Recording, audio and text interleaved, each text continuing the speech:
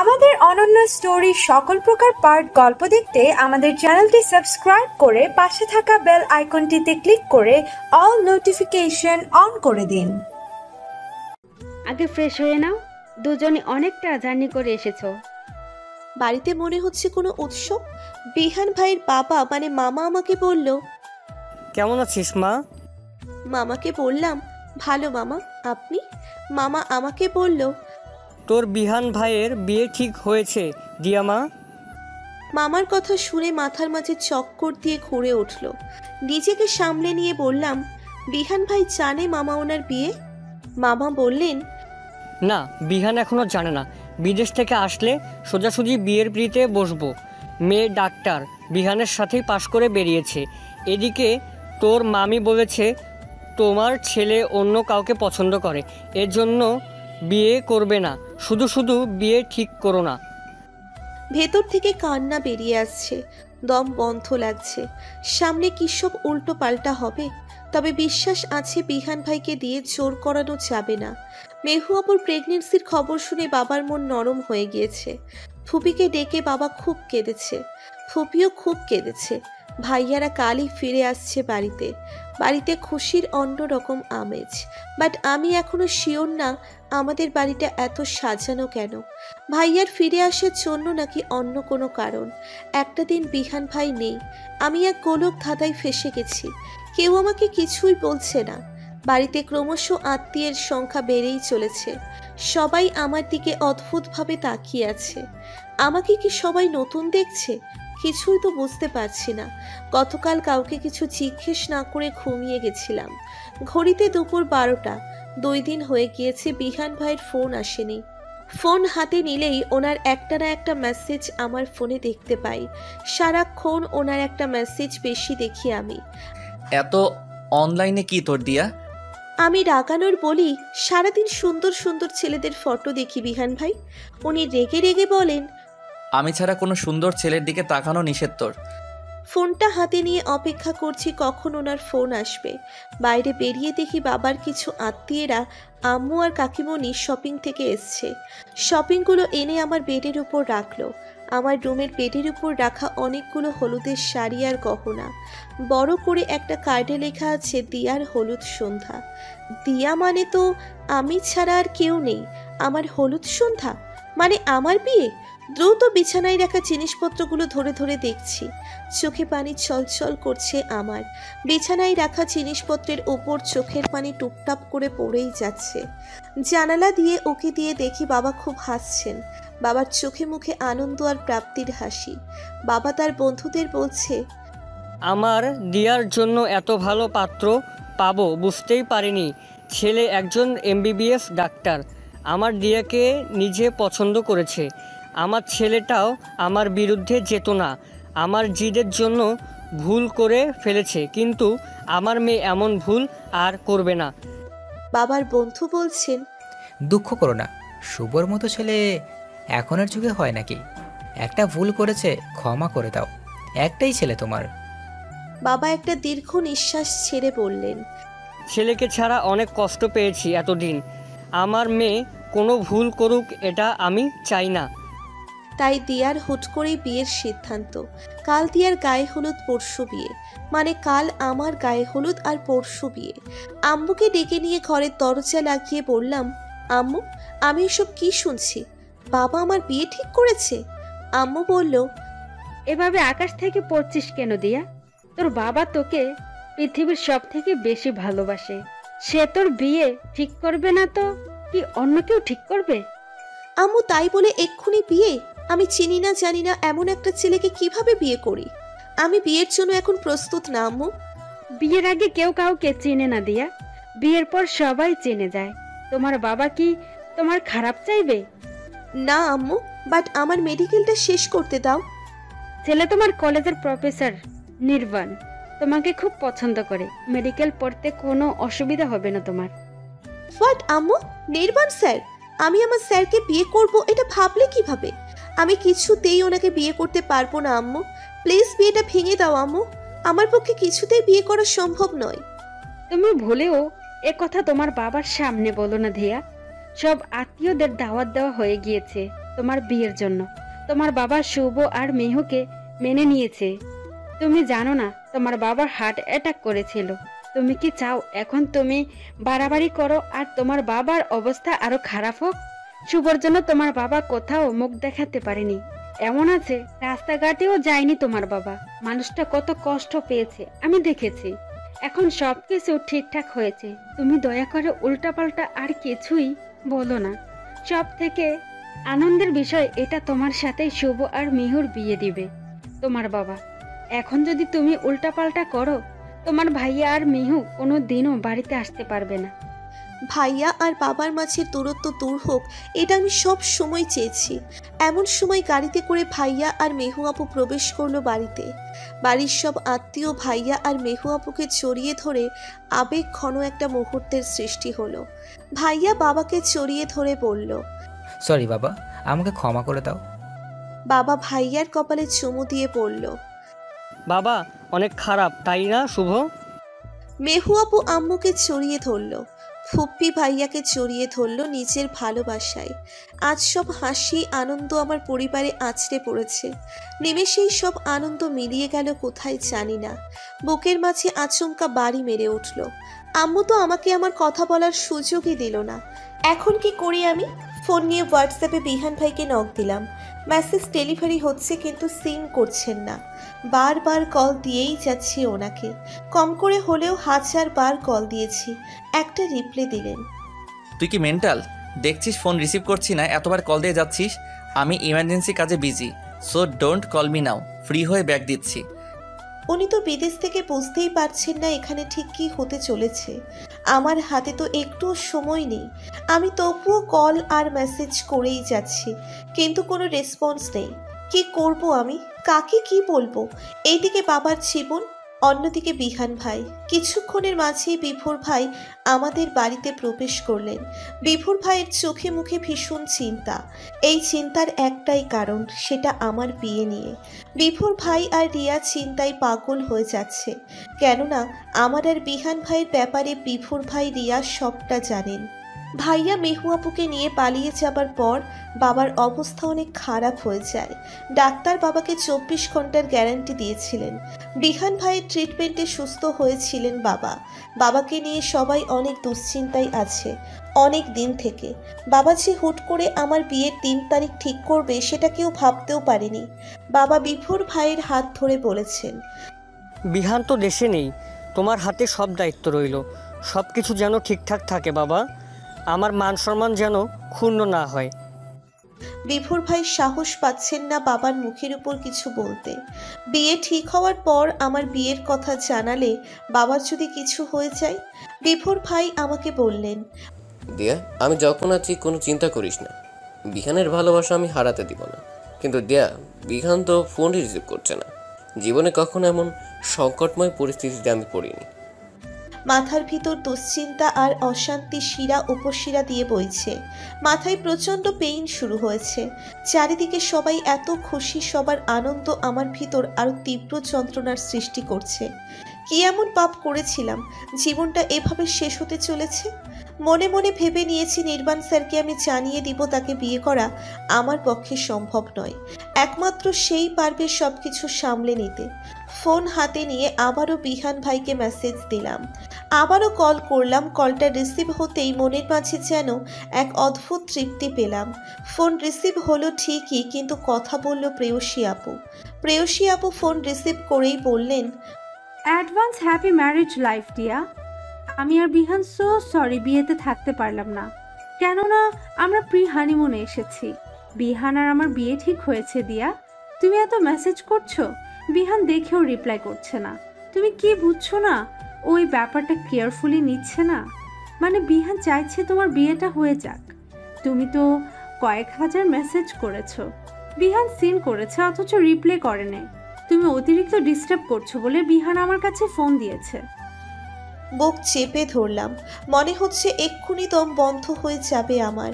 ঘন ঘন কয়েকটা শ্বাস টেনে বললাম, আপনার একটা কথাও বিশ্বাস করি না আমি প্রেয়সী আপু। বিশ্বাস না হলে বিহানের বাবার কাছে শুনে দেখো বিহানের বিয়ে কার সাথে ঠিক। কলটা কেটে দিয়ে মামার কাছে গিয়ে জিজ্ঞেস করলাম, মামা বিহান ভাইয়ের যার সাথে বিয়ে তার নাম কি?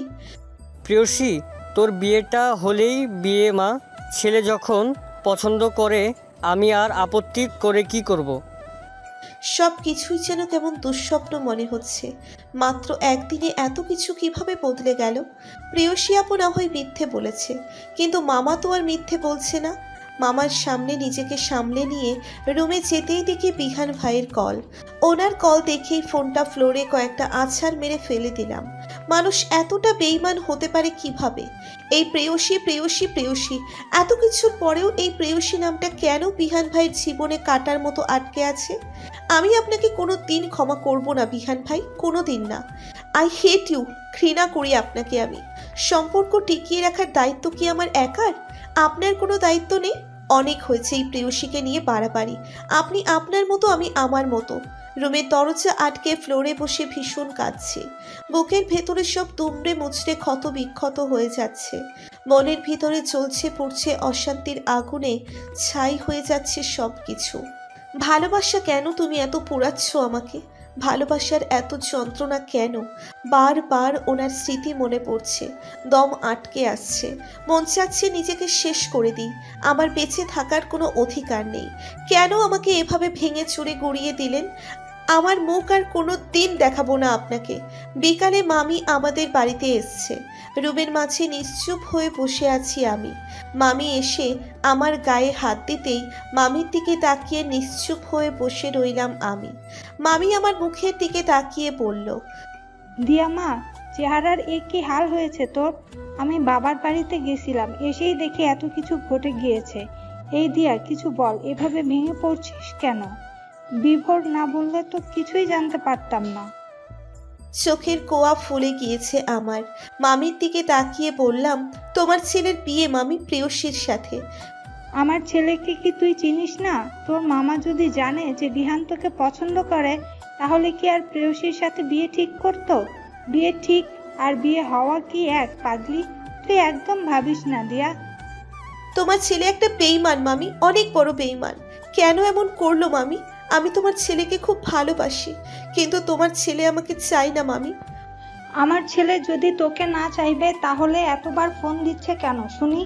নে কথা বল, বিহান লাইনে আছে। উনি কি বলেছেন যে আমার সাথে কথা বলবে? আরে হ্যাঁ, আমি বাইরে যাচ্ছি, তুই কথা বল। ভিডিও কলে আছেন বিহান ভাই। আমাকে কাঁদতে দেখে বললেন, এভাবে কাঁদছিস কেন তুই? আপনি জানেন নির্বাণ স্যারের সাথে বাবা আমার বিয়ে ঠিক করেছেন? যাক, তোর বাবা এবার ঠিক কাজ করেছেন। আমাকে লুকিয়ে নির্বাণের সাথে প্রেম করে বেড়াস তুই? বিয়ে নির্বাণ ছাড়া কি আমার সাথে ঠিক করবে? আপনি কি এখনো মজা করবেন বিহান ভাই? হুম, কোনো মজা না। কিছুক্ষণ আগেই নির্বাণ আমাদের ডিপার্টমেন্টের সবাইকে দাওয়াত দিয়েছে। আমি আর প্রেয়সী আসবো তোর বিয়ে খেতে, চিন্তা করিস না। বেঈমান কোথাকার, চিটার!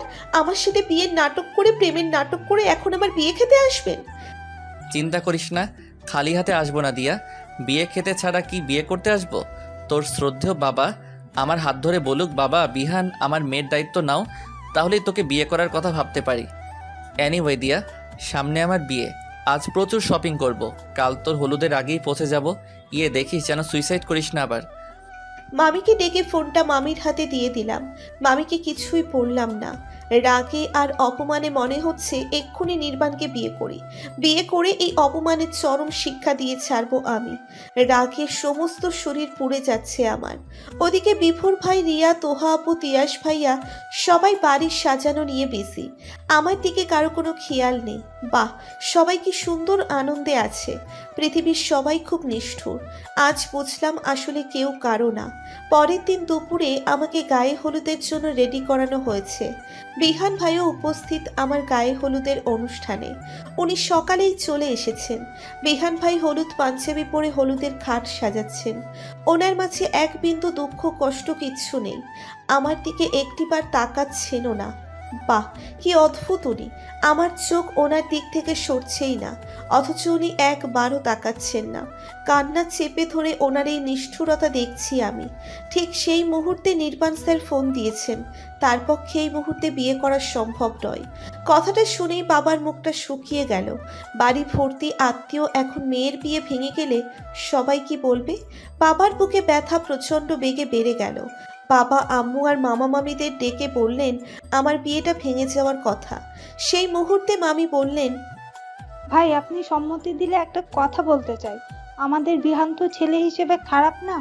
যদি আপনার আপত্তি না থাকে দিয়ার সাথে বিহানের বিয়ে দিতে পারি। বাবার মুখে যেন আনন্দের হাসি ফুটে উঠল। বাবা আনন্দে বলে উঠলেন, বিহান, আমাদের বিহান কি রাজি হবে? মামি বললেন, আমি বিহানকে ডাকছি। বিহান ভাই এলে বাবা বিহান ভাইয়ের হাত ধরে বললেন, বাবা বিহান, তুমি কি আমার দিয়াকে বিয়ে করবে? না হলে ওর জীবনটা নষ্ট হয়ে যাবে। বিহান ভাই কিছুটা লজ্জা নিয়ে বললেন, আপনাদের যেটা ভালো মনে হয় করুন। আর একবারও সবার মুখে আনন্দের হাসি ফুটল। বিহান ভাই আম্মুকে ডেকে বলল, ফুপি, আমি ডাক্তারি পাশ করলে বলেছিলে আমার কি চাই। আমি বলেছিলাম সময় মতো চেয়ে নিব। আজ আমার চাওয়ার দিন ফুপি। তোমার দিয়াকে উপহার হিসেবে দিবে ফুপি আমাকে? আমি তোমায় কথা দিচ্ছি, তোমার মতে আগলে রাখবো দিয়াকে। আম্মু তৃপ্তির হাসি দিয়ে আমাকে বিহান ভাইয়ের হাতে তুলে দিলেন। এত কিছু যে আমার অগোচরে ঘটে গিয়েছে তার কিছুই জানি না আমি। বাড়িতে আমাদের দুই ভাই বোনের বিয়ে। সীমাহীন হাসি আনন্দের মাঝ দিয়ে শুরু হলো বিয়ের সানাই। বাবা আমাকে ডেকে নিয়ে বিহান ভাইয়ের হাতে হাত ধরিয়ে দিলেন। এক পশলা সুখ যেন গায়ে হাওয়া দিয়ে গেল আমার। গহীন অন্ধকার থেকে ঝলমলে আলো এসে পড়ল মনের আঙ্গিনায়। আমার সাথে বারবার কি হচ্ছে কিছুই বুঝলাম না। যেটা হচ্ছে সেটাই মেনে নিচ্ছি। বিহান ভাই আমার হাত চেপে ধরে মুখে মিষ্টি হাসি নিয়ে সবার সাথে শুভেচ্ছা বিনিময় করছেন। ওনার চোখে মুখে আনন্দের ছড়াছড়ি। এত খুশি আগে দেখিনি আমি ওনার মাঝে। বাড়িটা ফুলে ফুলে বেলুনে বেলুনে সজ্জিত করা হয়েছে। বড় কার্ডে লেখা আছে বিহান দিয়ার গায়ে হলুদ। অপর পাশে লেখা আজ শুভ আর মেহনুবার গায়ে হলুদ। মেহু আপু আর আমাকে ভীষণ সুন্দরভাবে সাজানো হয়েছে। রিয়া আর তোহা আপু, বিভা আপু, আয়রা সবাই হলুদের শাড়ি পরেছে। সবার মাঝ থেকে মামিকে ডেকে বললাম, একটু শোনো না মামি, তোমার ছেলে কিভাবে উদয় হলো বলবে একটু প্লিজ। মামি বললেন, তোর মামা তো ভয়ই পেয়ে গেছিল রে দিয়া। আমি যখন তোর বিহান ভাইকে জানালাম এদিকের সব ঘটনা, বিহান তোর মামাকে ফোন দিয়েছে। সাথে সাথে ছেলে রাগে দাঁত কিরমির করে বলছে, বাবা, আমি বিয়ে করতে চাই, আর আমার বিয়ে আজই ঠিক করবে তুমি। সেটা আর কেউ না, দিয়াকে বিয়ে করব আমি। এটা আমার বহু বছর আগের সিদ্ধান্ত। দিয়ার বাবাকে গিয়ে এক্ষুনি বলো বিয়ে ভেঙে দিতে। ছেলের মুখে এমন কথা শুনে তোর মামার যে অবস্থা, তোর মামা বলল। কিন্তু দিয়ার যে বিয়ে সব ঠিকঠাক। ছেলে রেগে বলল, ভেঙে যাবে দিয়ার বিয়ে। দিয়ার বিয়ে ভেঙে গেলে তোমরা আমার সাথে দিয়ার বিয়ের কথা বলবে, না হলে আমি সরাসরি বলবো দিয়ার সাথে আমার বিয়ের কথা। তোর মামা ফোন কেটে মাথায় হাত দিয়ে ঠুস করে বসে পড়ল। কি করা যায় ভেবে পাগল তোর মামা। ওইদিকে প্রেয়সী বলেছিল যে আঙ্কেল বিহান আমাকে পছন্দ করে, কিন্তু লজ্জায় আমাদের বলতে পারছে না। তাই আমি বলছি, তোর মামা শুনেই বিশাল খুশি। তার ছেলে কাউকে পছন্দ করে, উনি তো বুঝতেই পারেনি প্রেয়সী এত বড় মিথ্যে বলবে। প্রেয়সী বিভিন্ন ইমোশনাল কথা বললে তোর মামা বলেছিল ঠিক আছে, নিজের ছেলে যখন পছন্দ করেছে আপত্তির কি আছে। মামিকে কৌতূহল নিয়ে প্রশ্ন করলাম, আচ্ছা মামি, প্রেয়সী আর বিহান ভাই একসাথেই বিদেশ গেছিল? হ্যাঁ, বিহান আমাকে আর বিভোরকে সবটা খুলে বলেছে। ঢাকা মেডিকেল থেকে 7 জন একসাথে গেছিল বিদেশ।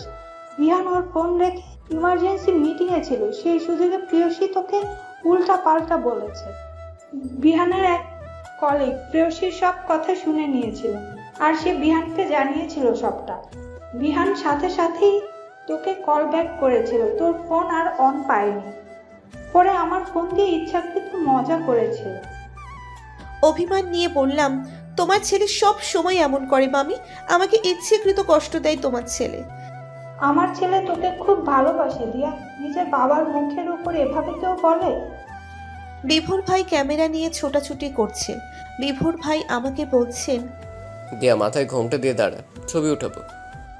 বিভোর ভাইকে বললাম, নির্বাণ স্যার বিয়েটা কেন ভাঙলেন জানেন বিভোর ভাই? বিভোর ভাই হেসে দিয়ে বললেন, সব বিহান কা কামলা। বিহানের সাথে বুদ্ধিতে কেউ কোনোদিন পারবে না দিয়া। আমরা অহেতুক চিন্তা করেছিলাম। তোদের যে গ্রামে বিয়ে হয়েছিল ওখানে কয়েকজনের সাথে বিহানের যোগাযোগ ছিল। বিহান তাদের কাছে নির্বাণের নাম্বার দিয়ে, আর তারাই নির্বাণকে জানায় যে তুই আর বিহান বিবাহিত। নির্বাণ বিলিভ না করে ওই গ্রামে যায় খোঁজ খবরের জন্য। তোদের ছবি দেখালে সবাই তোদের চিনতে পারে। সেখানে নির্বাণ প্রমাণ পেয়ে যায়। অতঃপর বিহানকে ফোন দিয়ে সে ভীষণভাবে সরি বলে। বাকিটা তার হুনি, মানে বিহান বলবে এখন ঠিক হয়ে দাঁড়াতে দেয়া। লেবু গাছের ডাল ধরে দাঁড়িয়ে আছি, পেছন থেকে বিহান ভাই এসে আমার 2 গালে হলুদ লাগিয়ে দিলেন। পেছনে তাকিয়ে দেখি বিহান ভাই। ওনাকে দেখে ইচ্ছাকৃত একটু ভাব নিলাম। তাছাড়া প্রচণ্ড টেনশন দিয়েছেন উনি আমার, এর শাস্তি আমি দিয়েই ছাড়বো। বিহান ভাই আমার গায়ে হলুদ লাগিয়ে নিচের মুখ দিয়ে আমার মুখে ঘষে নিজের মুখের হলুদ লাগালেন। খানিকটা হলুদ আমার গলায় লাগিয়ে দিলেন। গায়ে হলুদের পর্ব শেষ রাতে বেহিদি অনুষ্ঠান চলছে। বাড়িময় আত্মীয়ের মাঝে কাজিনদের বিভিন্ন নাচ গানের অনুষ্ঠান চলছে। রিয়া আর বিভোর ভাই গল্প করছে। আয়রা ছোটাছুটি করছে। তোহা আপুর মন একটু খারাপ হলেও নিজেকে সামলে নিয়েছে। তিয়াশা আপু মেয়েদের সাথে মজা করেই যাচ্ছে। আমি আমার রুমে চেঞ্জ করতে এসেছি। সারা দিন ভারী শাড়িতে খুব অসহ্য লাগছে। রুমে এসছি 3 পিস পরে গায়ে শীতের কাপড় পরতে। আমার পেছ বিহান ভাই এসেই আমার মুখ চেপে ধরে ওয়াশরুমে নিয়ে দরজা লাগিয়ে দিলেন। আমার হাত ছাড়ানোর চেষ্টা করছি, কিন্তু ওনার ওই শক্তপোক্ত হাত ছাড়াতে পারছি না। উনি আমাকে এক ছটকায় কোলে তুলে নিয়ে বললেন, এত রাগ কেন বউ? কোনো রাগ নেই, আমাকে ছেড়ে দিন আপনি, বলেই ওনার কোল থেকে নামার চেষ্টা করছি। উনি বললেন, রাগ করেছো ভালো কথা, তাই বলে কি কোলে তুলতে পারবো না? খানিকটা রাগ নিয়ে ছলো ছলো চোখ নিয়ে আধ কান্না গলায় বললাম, ছাড়ুন আমাকে, কেন এসছেন আপনি? এই অভিমানী মুখটার অভিমান ভাঙাতে বিয়ের দিন এইভাবে কেউ অভিমান করে? আপনি অনেক কষ্ট দিয়েছেন আমাকে, জানেন আরেকটু হলেই হার্ট ফেল হয়েছে তো আমার। হার্টের ডাক্তার আমি, আমার বউয়ের কিচ্ছুই হতে দিতাম না। তুমি কি জানো আমাদের বিয়েটা গোপন রাখতে কতটা পরিশ্রম করে? তোমার ফ্যামিলিতে তোমার সম্মান রেখে তোমাকে আরেকবার আমার জীবনে স্বাগতম জানাচ্ছি। এই কষ্টের পর কোথায় আমার ক্লান্তি দূর করবে তা নয়, শুধু অভিমান করছো। আমার খুব কষ্ট হচ্ছিল জানেন। জানতাম না এত ভালোবাসে আমার বউ আমাকে। আই প্রমিস দিয়া, আজকের পরে আর কোনোদিন তোমাকে কষ্ট পেতে হবে না। ঠোঁটে ঠোঁট ছুঁয়ে চুমু দিয়ে বললেন, এখন থেকে প্রতিটি সকালে এই আমার উষ্ণ ছোঁয়া পাবে। গালে চোখে ঠোঁটে আদরে ছোঁয়া দিয়ে ঘুম ভাঙাবো রোজ সকালে। ওনার বুকে মাথা গুজে বললাম, এবার ছাড়ুন, কেউ আসবে না হলে। পরের দিন হাসি আনন্দের মধ্য দিয়ে আমাদের বিয়ে হয়ে গেল। মেহুয়া পর ভাইয়া বাড়িতেই থেকে গেল। আমি চলে আসলাম বিহান ভাইয়ের বাড়িতে। মামা বাড়িতে ছোটবেলা থেকে রোজ যাতায়াত, কিন্তু আজকের আসাতে ভীষণ কষ্ট হচ্ছিল আমার।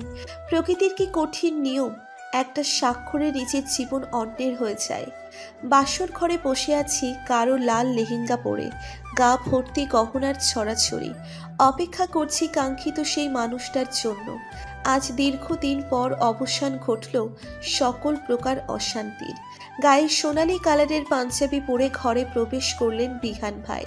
পুরো রুম তাজা ফুলে সাজানো, মিষ্টি ঘ্রাণে ভরপুর ঘর। উনি রুমে প্রবেশ করে বুকে হাত বেঁধে এক হাত থুতনিতে ঠেকিয়ে মুগ্ধ নয়নে তাকিয়ে আছেন আমার দিকে। চোখ তুলে ওনার দিকে তাকাতেই চোখে চোখ পড়তেই ভীষণ লজ্জা পেলাম আমি। উনি রুমের বড় লাইট অফ করে ডিম লাইট অন করলো। ডিম লাইটের সাদা আলোতে স্পষ্ট বোঝা যাচ্ছে উনি এগিয়ে আসছেন আমার দিকে। আজ মনে হয় শীতের মাত্রা অনেক বেশি পড়েছে। আমি ঠকঠক করে কাঁপছি শীতে। উনি বেডের উপর বসে একটা কাশি দিয়ে বললেন, আমার দিকে তাকাবে না আজ তুমি। ওনার কথার ধরন পুরোটা চেঞ্জ হয়ে গিয়েছে। ওনার দিকে তাকাতেই উনি আমার 2 হাত মুঠো করে ধরে বললেন, এই রাগী বদমেজাজি জেদি ছেলেটাকে সত্যি তুমি ভালোবাসলে দিয়া? তুমি কিভাবে আমাকে সহ্য করো দিয়া? বাকি জীবন আমাকে সহ্য করার দায়িত্ব নিলে আমিও কি করব বলো? আমার যে ঘুরে ঘুরে তোমাকে জ্বালাতে ভালো লাগে। ওনার দিকে লাজুকতা নিয়ে তাকিয়ে বললাম, এই রাগী আর জেদি ছেলেটার ভালোবাসাতেও এতটা জেদ আগে জানতাম না।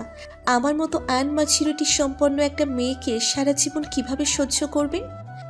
সহ্য করব, cause we are made for each other. রোজ বকবো আর রাত হলে বুকের সাথে মিশিয়ে নিয়ে ঘুমাবো।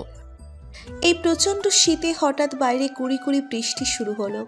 বিহান ভাই গায়ের শেরওয়ানি খুলতে খুলতে বললেন, তোমার আমার শুভক্ষণে বৃষ্টির আগমন হয় বারবার। বৃষ্টি আমাদের ভালোবাসার এক বিশাল সাক্ষী, তাই না দিয়া? আমাদের ভালোবাসার প্রতিটি মুহূর্তে ওদের আগমন। ওনাকে বললাম, ভিজবেন বৃষ্টিতে? উনি আমার দিকে তাকিয়ে বললেন, ভিজবো তোমার ভালোবাসায়, বাইরের বৃষ্টিতে নয়। পৃথিবীর সর্বশ্রেষ্ঠ নারীকে আজ অসংখ্য ধন্যবাদ মিসেস বিহান হওয়ার জন্য। আমি উঠে গিয়ে ওনার সামনে দাঁড়াতেই উনি এক ঝটকায় আমাকে কোলে তুলে নিয়ে বিছানায় নিয়ে গেলেন। নিজেও বিছানায় কম্বল টেনে শুয়ে পড়লেন। ভীষণ আদরের সাথে আমাকে আলিঙ্গন করলেন ওনার বুকের সাথে। কপালে চুমু দিয়ে উন্মুক্ত পেটে হাতের আঙ্গুল ডুবাচ্ছেন উনি। আমি বারবার বিদ্যুতের ন্যায় শিউরে উঠছি। গা ভর্তি গহনা একটা একটা করে খুলে দিলেন। সমস্ত গহনা খুলে একটা রিং পরিয়ে হাতে চুমু দিলেন। প্রচণ্ড শীতে উনি আরও ঘনিষ্ঠভাবে আলিঙ্গন করে নিলেন আমাকে। ধীরে ধীরে আলতো পরশ দিচ্ছেন ওনার ঠোঁট দিয়ে পেটে, গালে, মুখে। বাইরে কুড়ি কুড়ি বৃষ্টির থেকে ওনার চুম্বনের বৃষ্টি আমার শরীরে বেশি গতি বেগে পড়ছে। ক্রমশ বাড়ছে ওনার পাগলামি।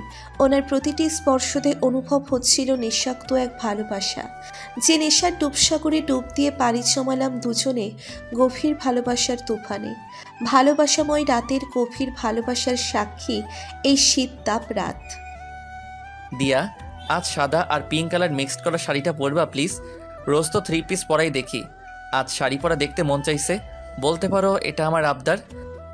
ওনার ফোনটা কেটে ছুটে আলমারির কাছে গেলাম। আলমারির উপরে ওয়ালে উনি আমার গালে হলুদ লাগাচ্ছেন, সেই ছবিটা টাঙানো। ছবিটা রোজ দেখি আমি। ছবিটা কত জীবন্ত। গতকালই আমরা ঢাকাতে এসেছি। বিহান ভাই ওনার বাড়ি, গাড়ির, আলমারির সব কিছুর চাবি আমার হাতে তুলে দিয়েছেন। ওনার নিজ হাতে সাজানো এই সংসারটা আমাকে উপহার দিয়েছেন। আমি আলমারিটা খুলে হন্যে হয়ে খুঁজছি সাদা রঙের শাড়ি। অনেকগুলো শাড়ির ভিতর থেকে সাদা আর পিঙ্ক কালারের মিক্সড শাড়িটা পরে সুন্দর করে কাজল পরে চুল ছেড়ে রুমময় পায়চারি করছি ওনার জন্য। কিছুক্ষণের মাঝেই কলিং বেল বেজে উঠল। আমি ছুটে গিয়ে দরজা খুলে দিলাম। পরন্ত বিকালের সোনালি হালকা সূর্যের কিরণ আমার মুখের উপর পড়ল। প্রিয় মানুষটার জন্য অপেক্ষা করার পর তার আগমন হলে মনে হয় যেন একটা সাগর পাড়ি দেওয়ার পর তার সাথে দেখা হলো। বিহান ভাই দরজায় এক হাত বাঁধিয়ে দাঁড়িয়ে আছেন, আমার দিকে স্নিগ্ধ নয়নে তাকিয়ে। একগুচ্ছ সাদা ফুল আমার হাতে দিয়ে বললেন, শুভেচ্ছা মিসেস বিহান, আমার এই ছোট্ট বাড়িতে তোমার আগমনের জন্য। ফুলের তোড়াটা হাতে নিয়ে ফুলের সুবাস নাকে নিয়ে মাটির বড় ফুলদানিতে রেখে দিলাম। উনি আমার হাত দুটো ধরে আমার কপালে একটা চুমু দিয়ে বললেন, আই লাভ ইউ পিচ্চিটা। ওনার হাতে থাকা সদ্য তুলে আনা বেলি ফুলের গাছড়াটা আমার চুল নিচু হাতে খোপা করে পরিয়ে দিলেন। হাত ধরে আস্তে করে আজকে আনা নতুন কাচের লাল সাদা চুড়ি পরিয়ে দিলেন। আমি চুড়িগুলো ওনার মুখের উপর ধরে রিনিঝিনি শব্দে বাজালাম। উনি মুগ্ধ হয়ে দেখছেন আমার বাচ্চামো। আমাকে বললেন, একদিন ও আমার শার্টের বোতাম আর আমি খুলতে পারবো না। আমার সমস্ত কাজ তোমাকে করতে হবে, না বললে হবে না। আমি তোমাকে দিয়েই করাবো। মিহি কণ্ঠে বললাম, কি কাজ বলুন? আমার হাত দুটো ধরে ওনার বুকের কাছে নিয়ে বললেন, বোতাম খুলে দাও। রোজ শার্টের বোতাম তুমি খুলে দিবা। আমি শাওয়ার থেকে আসলে শার্ট পরিয়ে দিবা, রেগুলার খাইয়ে দিবা। এগুলোর দায়িত্ব তোমাকে নিতে হবে। আমি শার্টের বোতাম খুলতে খুলতে বললাম, এতটুকুই চাওয়া? উনি হেসে বললেন, রোজ রাগাবো, আগের মতোই সেগুলোও সহ্য করতে হবে। আমিও হেসে সহমত দিলাম। আগের মতোই ওনার বকুনি, রাগ, জেদ আর ভালোবাসা নিয়েই চলছে আমাদের সুখের জীবন। আপনি আমাকে কাছের মহিলা রেখে দিন, সারাদিন সংসারের কাজ সামলানোর জন্য বই নিয়ে বসতে পারি না। পরে আবার ক্লাসে গিয়ে আপনারই বকা খেতে হয়।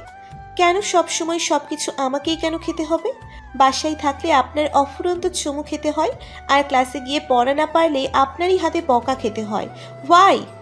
এক নিঃশ্বাসে কথাগুলো বলে সোফার কুশন কভারগুলো চেঞ্জ করছি। ওনার দিকে তাকিয়ে দেখি পা মেলে দিয়ে পায়ের উপর ল্যাপটপ রেখে চাপাচাপি করছেন। আমার মুখে এমন অদ্ভুত কথা শুনে উনি কপালের চামড়া ভাঁজ করে আমার দিকে তাকিয়ে আছেন। ওনাকে এমনভাবে তাকিয়ে থাকতে দেখে বললাম, কি দেখছেন, রাক্ষসদের মতো তাকিয়ে আছেন? আমার কাছের মহিলা চাই, বুঝেছেন? উনি সন্দিহানভাবে বললেন, বিয়ে হয়েছে আজ 26 দিন। দিয়া, এই 26 দিনে কি কি কাজ করেছিস তুই? সকালে ডেকে তুলে ব্রাশ করিয়ে গালে খাবার তুলে খাওয়াতে হয়, সে কিনা কাজের জন্য বই পড়তে পারে না। How funny. নিশ্চিত আজ আবার পড়া রেডি করিসনি তুই, তাই না? এই জন্য অগ্রিম একটা অজুহাত খুঁজে রেখেছিস। আজ পড়া রেডি না হলে সারা রাত ঘুমোতে দিবে না বলে দিলাম। লেখাপড়ায় ফাঁকি দিলে আমি প্রশ্রয় দিব না, সেটা আমি তোর বাবা না যে বলবো থাক মা আজ ঘুমাও।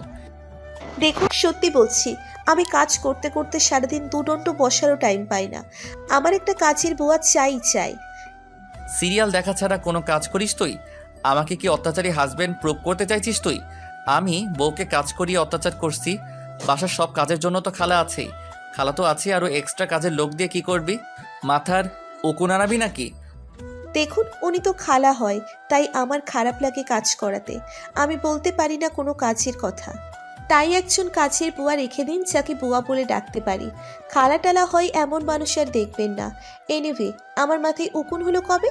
একদম বাজে কথা বললে গলা কেটে দেবো বলছি। কবে উকুন দেখেছেন আপনি?